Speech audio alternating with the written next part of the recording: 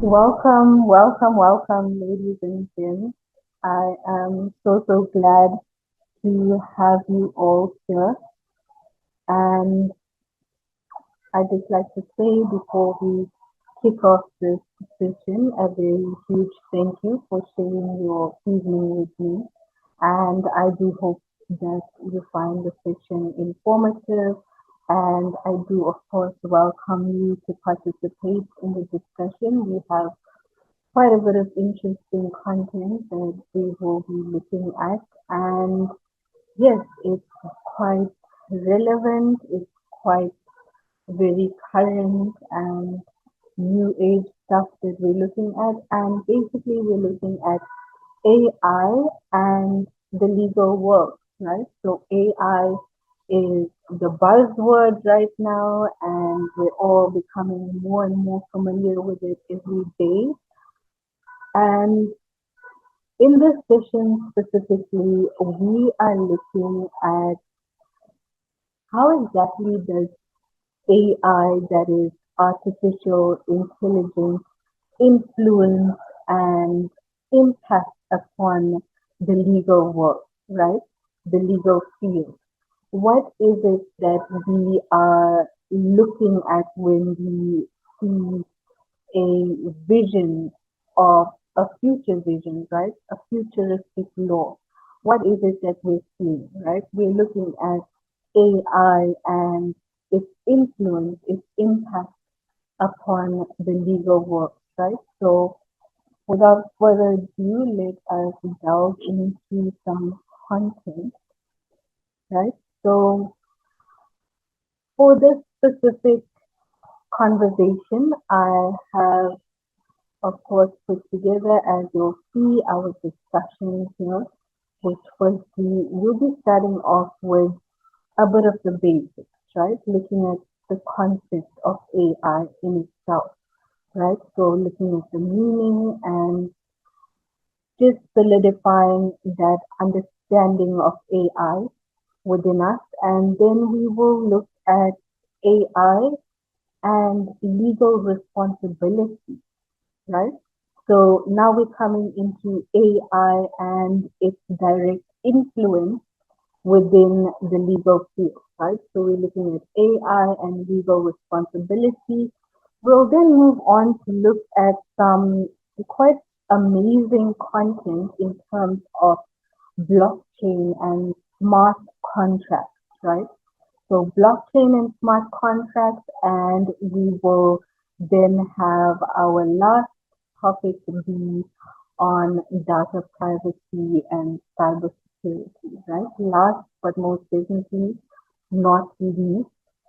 And yes, so I will also be including some recommendations for legal practitioners as well as any of okay, Hector, I see your message. Will you please exit and come back into the meeting, please, if you're having any type of audio um, or any other type of tech issues. I'd ask you to please exit and then come back into the meeting. Right, so at this point, you should be seeing the slide on the screen and you should be able to hear me and see me clearly. Please do confirm in the chat that you're able to hear me, see me clearly, as well as see the slide on the screen. Okay, we'll share right now. Okay, so just picking up where we left off, right? Apologies for that brief break in connection that we seem to have there. But please do confirm for me now that you're able to hear me, see me clearly, as well as see the slide on your screen. Okay, thank you so much. Thank you, Ruben. Thank you, Wesley. Thank you, Ali. Thank you for all the confirmation. Much appreciated. So let's just pick right up where we left off. Once again, my apologies for that break in the connection there, right? But we are simply looking at our first piece of content, which is the meaning of AI, right? So, meaning of AI, we're looking at an abbreviation which we know to mean artificial intelligence, right? Referring to the simulation of human intelligence processes by machines and technology and gadgets, allowing them to perform specific tasks that are usually performed by human beings, right? That usually typically require human cognitive function, right? So this is an extreme breakthrough in our generation, right? It is an extreme gateway into a huge step into a new world, right? So AI systems can now analyze data, they can learn from data, they can make decisions, or also perform actions based on that data, right? So we know very well about AI. We are here today in this session to look specifically at the interaction between AI and the law, right? The legal field. And if you are leaving messages in the chat, please know that I will respond to you towards the end of the session. I have reserved time for us and I will be responding to all of your messages in the chat towards the end of the session, right? So looking next at, okay, right, so looking next at AI and legal responsibility, right? So AI systems are no longer theoretical tools. We now know that AI drives cars. We have Tesla, we have Elon Musk, and AI is now providing medical diagnosis. It is drafting legal documents, which is particularly relevant for us here in the legal sector. And AI now even has the power to influence judicial sentencing, right? So the big question here for us, though, is that we need to critically analyze, right? We need to look holistically at AI, not just what AI can do for us, but also the areas in which we have concern, where we need to have concern about AI, right? Areas in which there can be issues around AI, right? So it's not to be seen simply as a shining golden nugget of wisdom or to be put completely on a very high pedestal, but it is, however, worthy of praise and most definitely is a breakthrough for us in this generation, a very positive one. However, like I've mentioned, we do have to, of course, look holistically, right? So looking at both the pros and the cons, right? Making sure that we have all our boxes checked and that we are fully prepared in terms of what AI brings to the table. Right, so the question that I specifically pose here is what happens when these specific AI systems that drive cars and provide medical diagnosis and draft legal documents and influence judicial sentencing? What happens when these systems make mistakes or cause actual harm and suffering? Who then is responsible, right? Who do we hold accountable? Who can we hold liable in terms of the law, right? So that is a question for all of us in the legal field as well as anyone that is working with AI, right? So that would be 99.9% of the population at this point, right? So AI and legal responsibility absolutely pivotal to understand. Right. So looking at some more important, crucial, key legal questions, concerns, questions that we need to be asking and that we are asking in the legal field, right? And also exploring answers to these questions. So specifically, we ask, can AI be held legally accountable? Should responsibility lie with developers, users, or the AI itself? And how do we regulate these automated decisions in justice and commerce, right? How do we regulate it? How do we make sure that there's ethics, that there's checks and balances, right? So these are extremely important concerns that we are exploring and attempting to come to some type of resolution, right?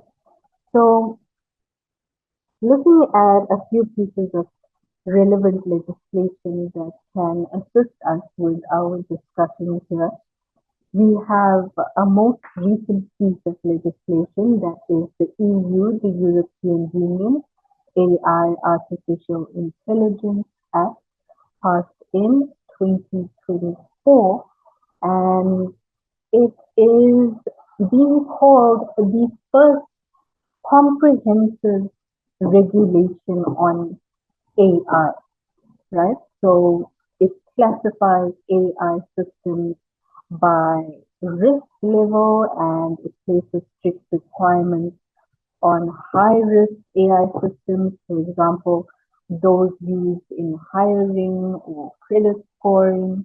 And then we have our other piece of relevant legislation, specifically most prominently used in South Africa when it comes to AI. We have the Protection of Personal Information Act, right?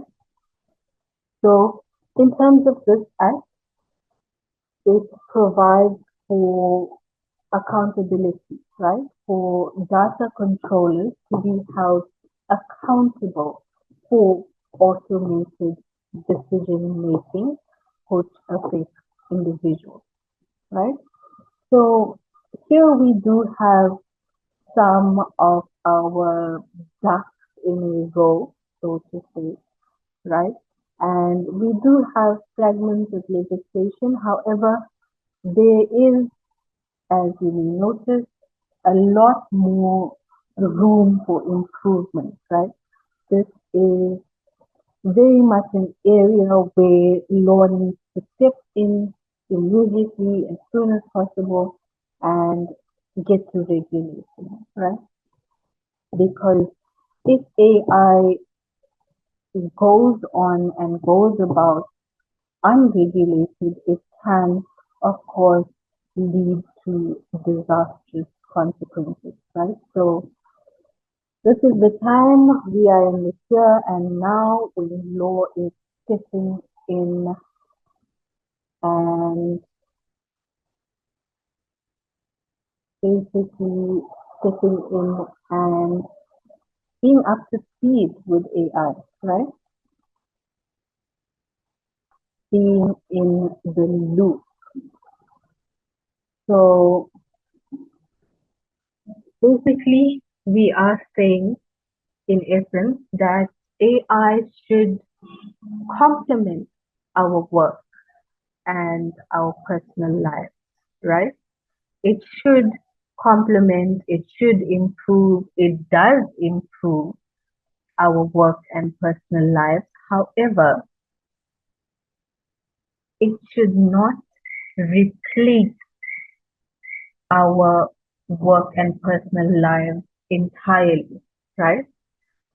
So that is one of the fears that is sort of lurking in the background when it comes to AI, is whether or not AI is going to be robbing us of our jobs, or whether we will be left with extremely high unemployment rates, whether humans are going to be replaced by robots. And to this, we will delve into that, right?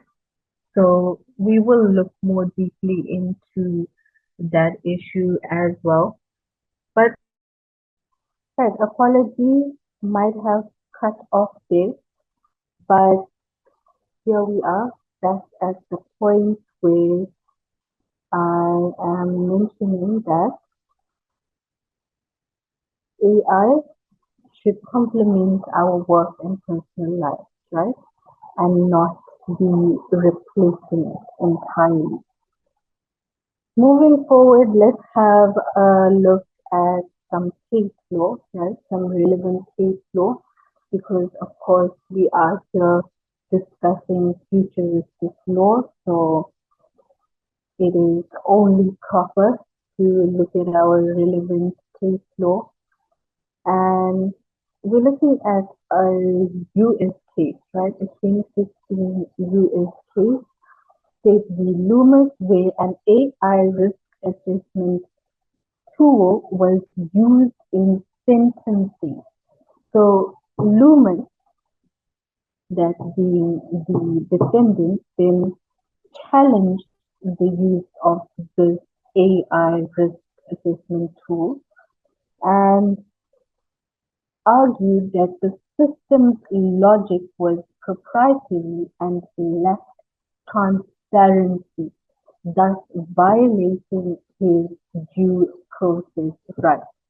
Right? So, like I mentioned, there can be drastic negative adverse consequences to the use of AI if it goes on unregulated, right? If it goes on without proper regulation. So here we see the violation of due process rights due to the use of an AI tool in the sentencing, right? So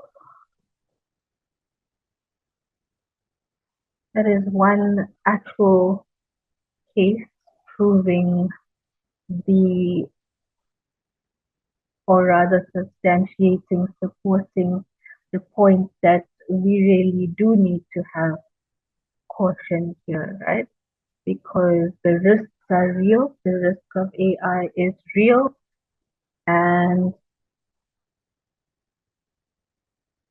then we see next looking at the case of UK post office scandal, where faulty Horizon IT systems led to the wrongful prosecution of over 900 postmasters. Now, if that is not a severe consequence, then who knows what is, right? So the case basically highlights how reliance on an opaque technology, a technology that is lacking transparency, and how such technology without legal oversight and proper regulation can lead to massive injustice, right?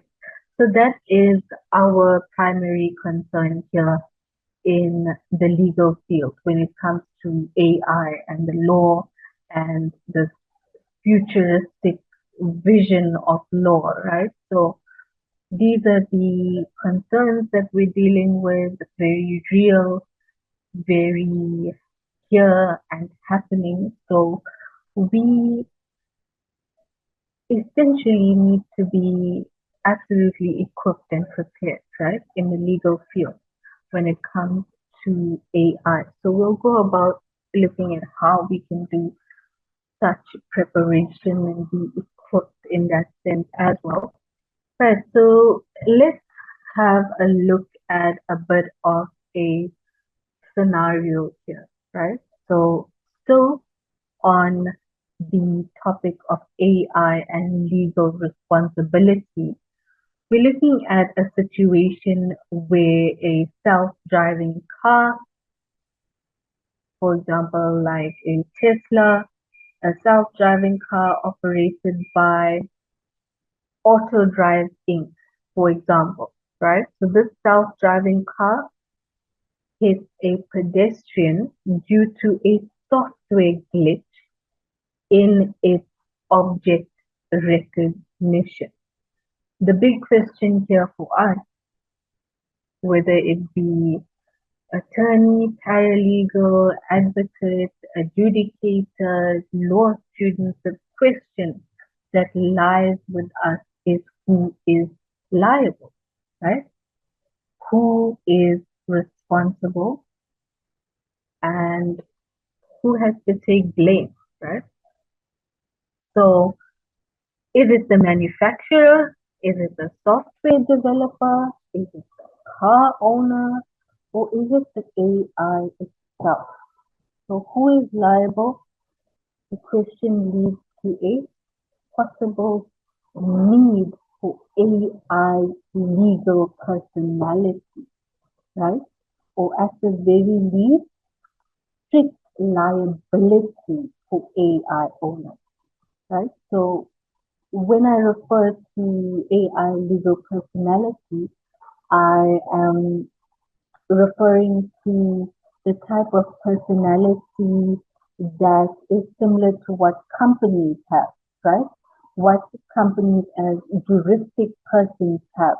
So companies are seen in the eyes of the law as juristic persons, right? They are given the capability to have rights and obligations. A company can sue and be sued. It can be held liable for its own debt and it can be held accountable for its own actions, right?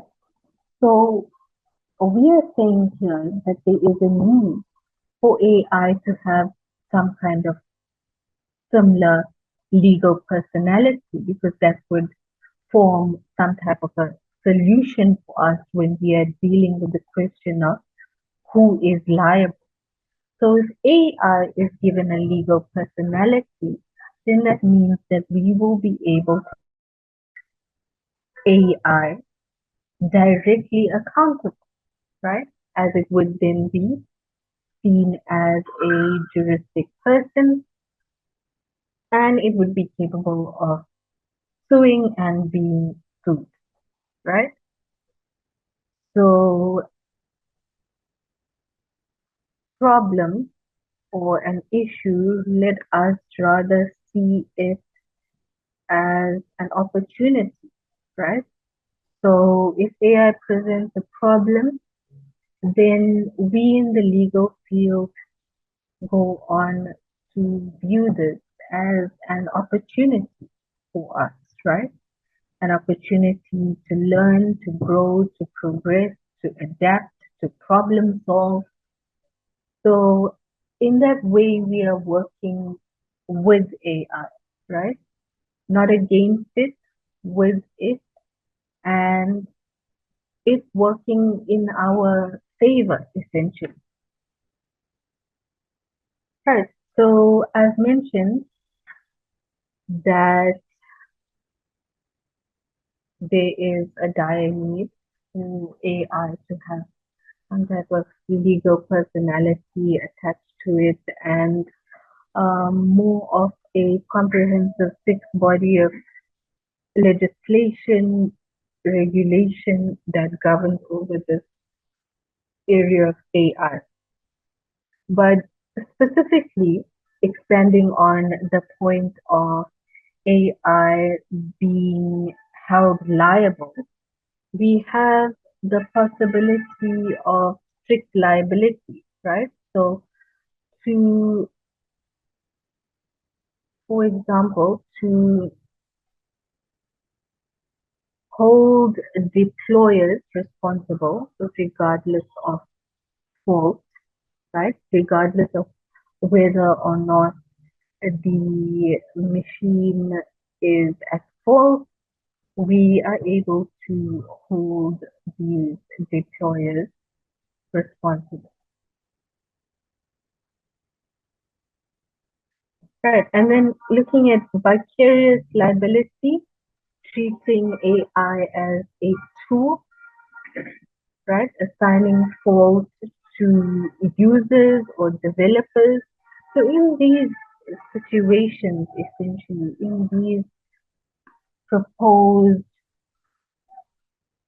we see that within strict liability and vicarious liability, we are finding parties who can be held accountable, right? So a new legal entity for AI, radical grant, right? Radical grant AI systems, limited personhood, similar to corporation, right? So we are saying let us bestow upon AI legal personality, let us view it as a legal entity of its own, similar to that of a juristic person. In the eyes of the law, it should be capable of being held accountable for its own faults, right? For its own faults and wrongdoing. So similar to companies in that sense, right? Okay, so let's move away from our AI and legal responsibility now and moving towards a bit of a discussion on blockchain and smart contracts, right? So this is another very relevant section, very important topic, pivotal, crucial when it comes to AI and the legal field, right? So blockchain and smart contracts, it's our future, it is our present, and it's here to stay, right? So we might as well become acquainted, familiarize ourselves with it, and let it work for us and not against us, right? Right, so coming to look at blockchain and smart contracts. Firstly, blockchain as a concept in itself, we know to be it as a decentralized ledger in a sense, right? A ledger technology, and it is best known for supporting cryptocurrencies like Bitcoin and Ethereum, and beyond currency, it enables smart contracts, right? Smart contracts referring to self-executing agreements encoded in code, right? Once again, a breakthrough in the legal field, right? A breakthrough in our world of law. Self-executing agreements encoded in code, right? So a bunch of questions raising up here, right?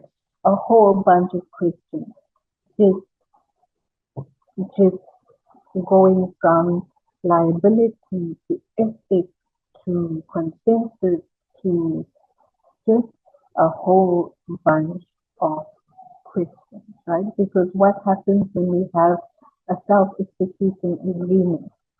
Let's have a look, right? There's a whole range of possibilities. So a few main questions that we would be asking is, are smart contracts legally enforceable, right? And what if the contract performed in error? How do courts interpret contracts with no clear jurisdiction? Right? So these are absolutely pivotal questions that we are asking since the introduction of the smart contract. And we need to be prepared to have answers, right? So are these smart contracts legally enforceable? What happens if the contract performs in error, if there's an error in the system and it creates a contract that has severe defects or is severely invalid? How do courts interpret contracts with no clear jurisdiction? Let's have a look, right? So surrounding this specific topic, we have to, of course, look at the relevant legislation, right? So this is our source of law, one of our, right, apologies, another cutoff that we had there, but we're looking at our relevant legislation, right? So we are looking at ECTA,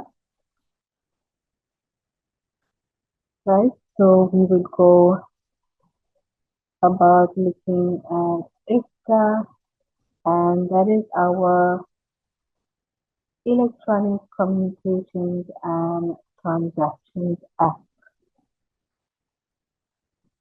Right, looking at ECTA, we see Section 22 that recognizes electronic contracts as valid, right?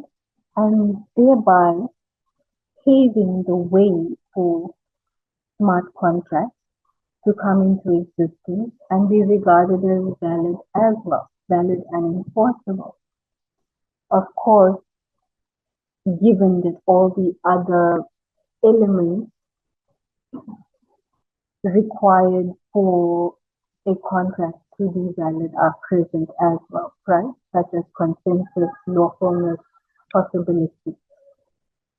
So we are saying that there is already a door open in our legislation for room that has been made in our legislation for the entrance of smart contracts, right? For the ability to regard smart contracts as valid and enforceable. Yes, because we are saying that Section 22 of ECTA recognizes electronic contracts as valid. It even recognizes electronic signatures as valid, and thereby paving the way for smart contracts to be regarded as valid and enforceable as well. Right. And then another piece of legislation that we have is the UK Law Commission report that came about in 2023, rather recently, and it declared smart contracts as legally binding under existing English contract law.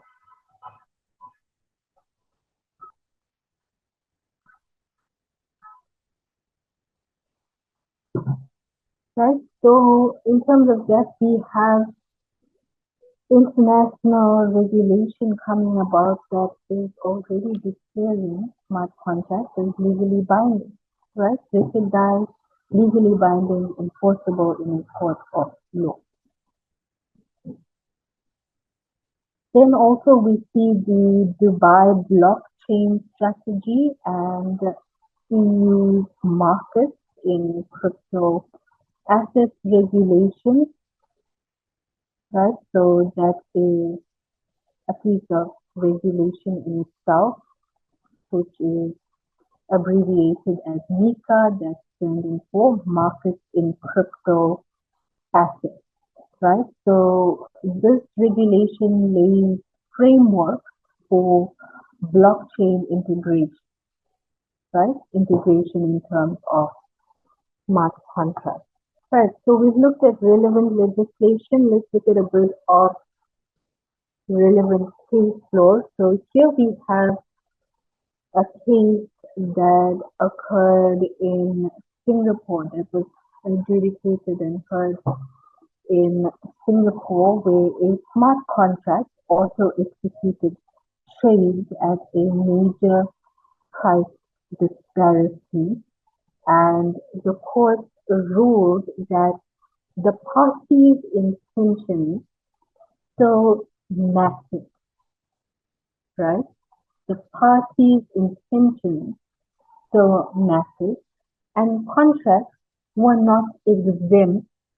These smart contracts specifically were not exempt from traditional interpretation just because they were on blockchain, right? So that's a very significant and important piece of case law to keep in mind, right, as we navigate this area of smart contracts, the law, and AI, right? Contract law and AI. So the court is very firmly putting down the point, right? And just sort of not even sugarcoating anything by simply stating that the party's intention so matter, right? And such smart contracts are not magically exempt and excused and given a more superior status than the traditional form of contract, right? It still has to go through the process of traditional interpretation and of meeting the essential elements of satisfying all the essential requirements that need to be satisfied for a contract, any contract, to be valid, right? Such as, firstly, there must be consensus between the parties must be in agreement, there must be a meeting of the minds, they must be on the same page when it comes to what is the asset being sold or purchased, what is the purchase price, what is the method of payment, what is the delivery date, and this is what we refer to as consensus, right? So consensus requirement needs to be satisfied. Then our contract and the provisions within it need to be lawful and not in contradiction with any law, rules, regulations, and specifically not contravening the constitution, right, of any country. So this is another essential requirement, right? Lawfulness, that the contract needs to be lawful. And these are what we're referring to now as traditional, right? So what we know currently, what we still know to be contracts and the essential elements of a contract is now being referred to as traditional, right? So smart contracts are now large and in charge, right? But the court is firmly putting its foot down, saying that there will still be ethics, there will still be regulation, there will still be honoring of the sanctity of contracts, right? Pacta sunt servanda, for those of you that know the legal jargon, right? Pacta sunt servanda, maintaining the sanctity of the contract, honoring the agreement between two parties, upholding that agreement, right? So that was the major ruling, one of the major rulings regarding smart contracts that came out in 2020, right? So relatively recently. And then we have the case of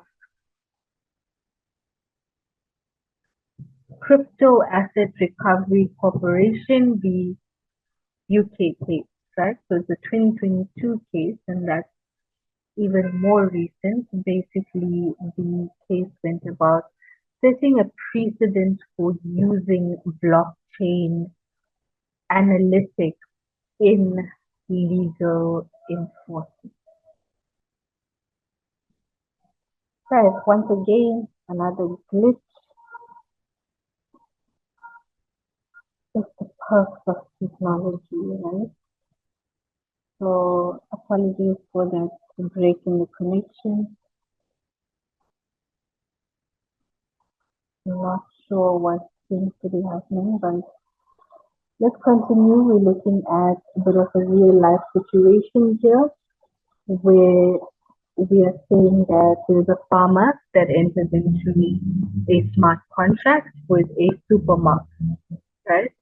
And when a sensor detects that, for example, apples are ripe via AI, so the sensor is detecting this via AI, then a smart contract automatically transfers payment and dispatches a truck, right? So what's the issue here? What's the problem? Sounds quite rosy. It sounds like the grass is quite greener on the AI side, right? But where are the issues? Let's look. So a sensor malfunction occurs, right? And a sensor malfunction triggers the contract early and the apples are unripe. And the question is, who bears the loss? Right, so here we're looking at a relatively simple example, right?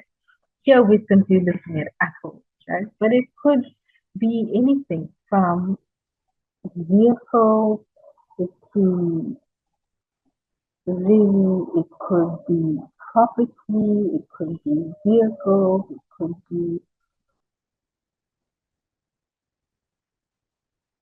retail items, right? So here we're just looking at a situation involving apples, but I'm sure that you're able to see that this can apply to any type of goods or services, right? And question we're looking at is who bears the loss, right? So the sensor malfunction triggers and the apples are unripe. Consumer is extremely unhappy. And who bears the loss, right? Who's liable? So this is raising legal issues of mistake, of causation, and of good faith in a coded contract. Right, so I just like to say as a side note, I might go a slight bit over our time allocation, but those of you that are able to stay, please do stay. And if you have to leave, that's completely okay. The recording of this session will be made available to you. And the slides, the content as well will be made available along with my details if you wish to contact or discuss or conversate or reach out to me, then my email address will be made available to you and I will be most glad to attend, right? To be there for you. And yes, so we might go a slight bit over time, but those of you that are able to stay, please do stay. Right, so we're looking now at challenges and opportunities. So immutable code versus equitable remedy. How do you undo a smart contract that acted unfairly? Right? These are the challenges that we're looking at. But we did also say that we are viewing all challenges as opportunities, right? Opportunities for us to grow, to learn, to develop, to adjust, to problem solve, and to overcome, right? So immutable code versus equitable remedies. How do you undo a smart contract that acted unfairly? Jurisdiction and enforcement. Which countries' laws apply when parties are global? That means when parties are situated in two different countries. And DAO governance. DAO, an abbreviation standing for decentralized autonomous organization, right? So these DAOs operate like corporations, like companies with no central authority. So the question is once again, who do you sue if things go wrong, right? How do we get legal relief? How does the victim, how does the complainant get any type of remedy or resolution? Right, coming next to our last bit of content, and just as a side note, I thank you once again for being here with me and for staying a bit over time, a slight bit over time, and it is much appreciated, right? Thank you so much for sharing your evening with me and having me. We are now looking at our last bit of content, and thereafter I will set you free. Okay, so we're coming to look at another important section for us in futuristic law, in AI and the legal world. And this is data privacy and cyber security, right? So data is the new currency, right? But with it comes the increased threat of surveillance, identity theft, ransomware, malicious abuse of information. Individuals are often unaware, right? Oblivious, completely unaware of how much of their information, their personal information, their data is being shared, and they have completely no idea of how it's being used, who it's being given to, for what purposes it is being used.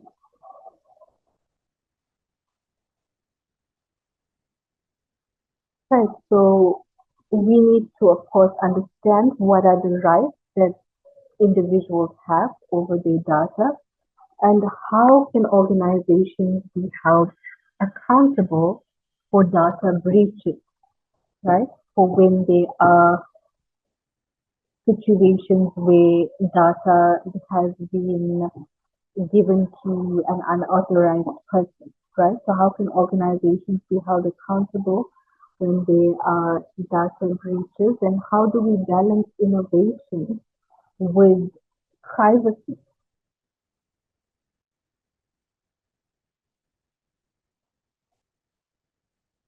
So once again, we come to our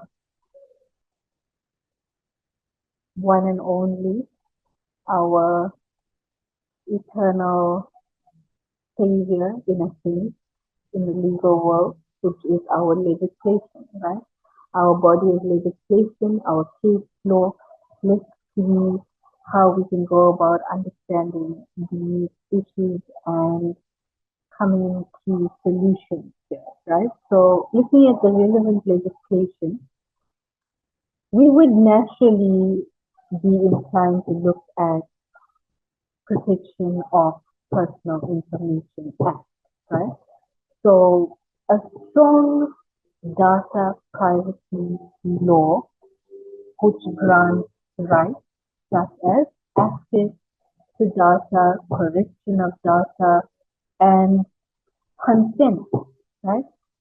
Whether or not an individual consented to their data being accessed, shared, edited, amended, right?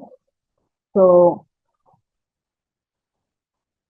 South African Protection of Personal Information Act is a comprehensive body of legislation that provides some form of relief when it comes to data privacy, right?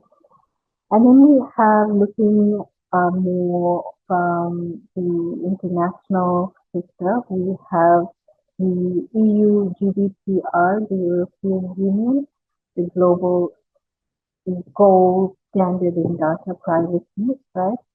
And once again, from South Africa, we have our most pivotal piece of legislation in the cyber law field at the moment, right? It is the Cyber Crimes Act of 2020, right? So this act was very much in demand, right? We did need a good solid body of legislation to assist with the regulation of cybercrime, the criminalization, the penalization of cyber criminals, right? And that's where the Cybercrimes Act came in and saved the day for us here, right?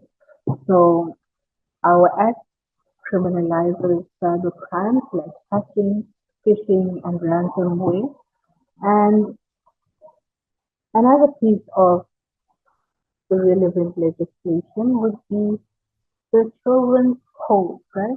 UK, international, and the California Consumer Privacy Act that you can also have a look at, which provides additional models of user-centric data protection. So we've looked at the relevant legislation. Let's look at some case law. Legislation and case law always going hand in hand, right? Partners for life, this case. So looking at our case law, we've got TransUnion, the regulator, right? This is an SA case 2023, fairly recent, where there was a violation of the Protection of Personal Information Act for selling consumer profiles without proper consent from the consumer, right? And then we have the Facebook Cambridge scandal that occurred in 2018, exposed massive privacy abuse for political profiling, resulted in a $5 billion fine, right? And 2022 information regulator reset, where the regulator ordered the police to improve data security following a data leak of crime victims. Right, so we can see the court stepping up to the sort of AI era, right, so to say. For those of you who are leaving, just a bit of a side note, for those of you who are leaving, if you had any questions or if you had any messages that you wished to relate to me, I will be sharing my email address. So if you don't get to have your response here, have me give you a response here, then you can always send me that over that message or to my email, and then I will most gladly respond, right? And if there are some of you that have to leave on your way out, please do let me know in the chat if you have found the session informative so far, and that would really mean a lot for me, right? So I am aiming to equip and prepare and communicate for you here, right? So here we see the court in terms of these pieces of case law really stepping up when it comes to AI and the violation of a person's privacy, AI, the violation of a person's privacy, and our legal system really stepping up, right? Right. Coming once again, looking at a situation hypothetical where we have a university that uses AI to predict which students are at risk of failing, analyzing private messages, attendance logs, and Wi Fi data without the student's consent, right? So the big questions here are, have they violated the Protection of Personal Information Act? Should consent be implied under the public interest exception? What happens if the prediction harms the student's future? Okay, right. And looking at our issues and trends that you see here, firstly, surveillance capitalism, right? The commodification of personal data. Commodification of personal data, right? So people making money off the sale of other people's personal information, right?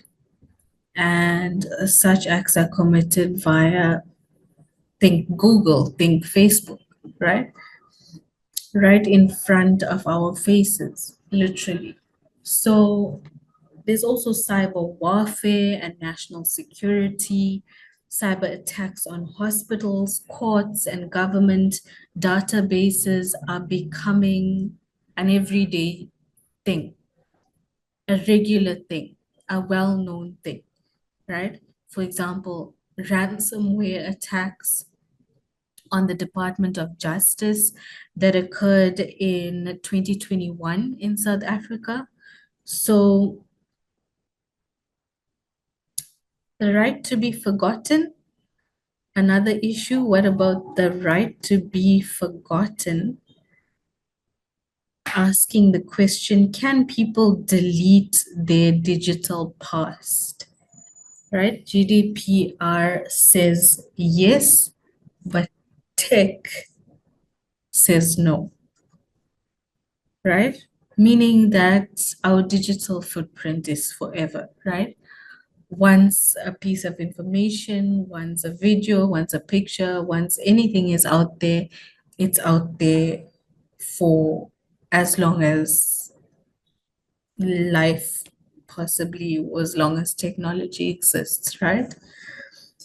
So, can people delete their digital past? Not really, not anymore, right? Tech says no. Okay, right. Now I truly am coming to the last bit of content, and please do forgive me. I know I've kept you here. I've held you hostage for over time.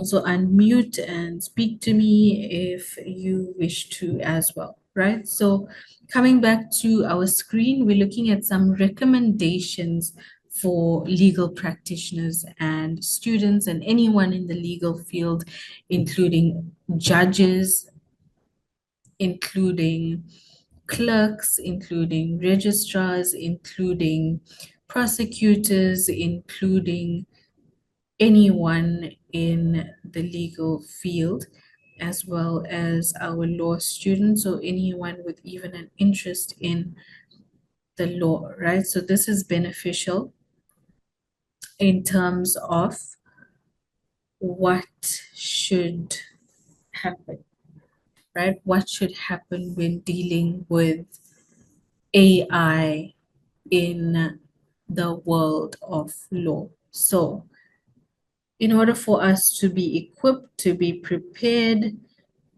to handle AI and to have it work in favor and for us, not against us, we need to firstly stay updated, right? Track emerging case law through platforms like Safely and Global Privacy Law Review. We need to join tech law webinars such as, dare I toot my horn, forgive me for this, but such as this one right here. Okay, so thank you for being here with me, right?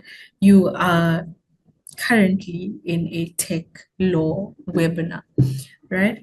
And I am most grateful to have you here. So, staying updated involves joining such webinars and workshops. And further recommendations would be to skill up, right? Learning the basics of coding, blockchain, cybersecurity, protocols, understanding legal tech tools like e-discovery AI, contract automation, and document AI that are particularly relevant in the legal field. Right? So skill up, whether it be for yourself, for your staff, for your students, upskilling is the way to go.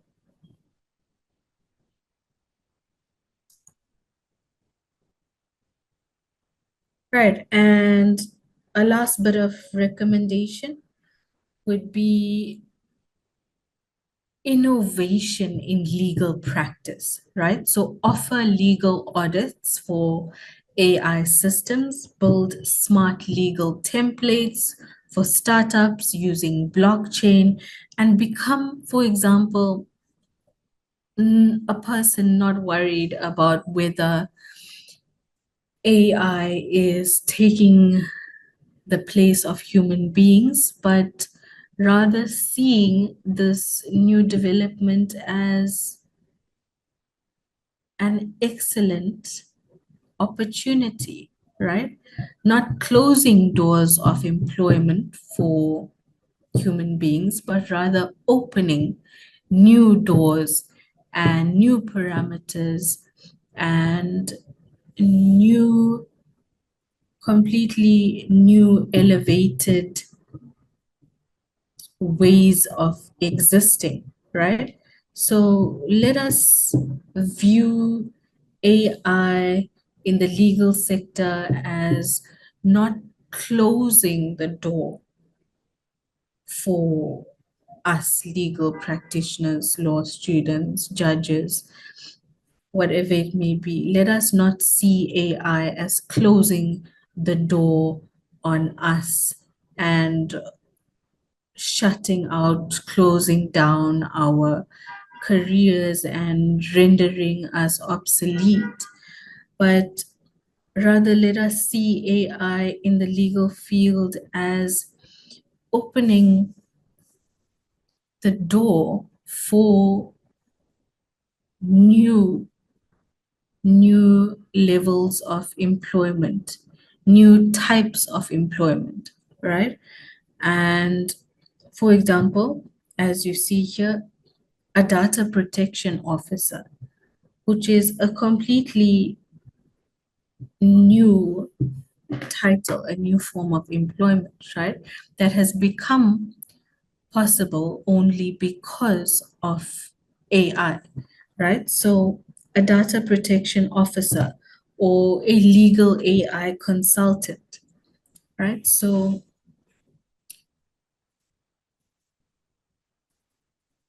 Once again, AI is not working against us in the legal fields, but rather it is working in favor and for us because that is the only way that we will allow it to work, right? And hopefully you're with me on that as well. All right, so leaving you with some final thoughts in terms of our content here. And my personal final thoughts are that the future is not arriving, it is already here. And AI can pass law exams, blockchain can transfer millions in milliseconds, and our digital profiles are more public than we can ever imagine. But the law must lead, right? The law must lead and not lag. So the law must lead, not lag, with imagination, regulation, and a firm grasp on justice, right? We can and we will shape a future where technology serves humanity, right? And not the other way around. Technology serves humanity, it serves the legal field, and not the other way around. Okay, right. Please do forgive me. I did go quite a bit over time there, but I am coming to your messages right now in the chat. This is our reserved time together. And I will be reserving, or I will be attending rather, to your messages in the chat. So please let me know your thoughts,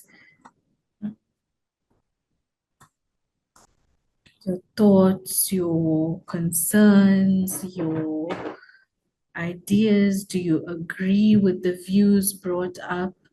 Do you see the perspective, the role of AI in the legal field? Let me know where you're at, right?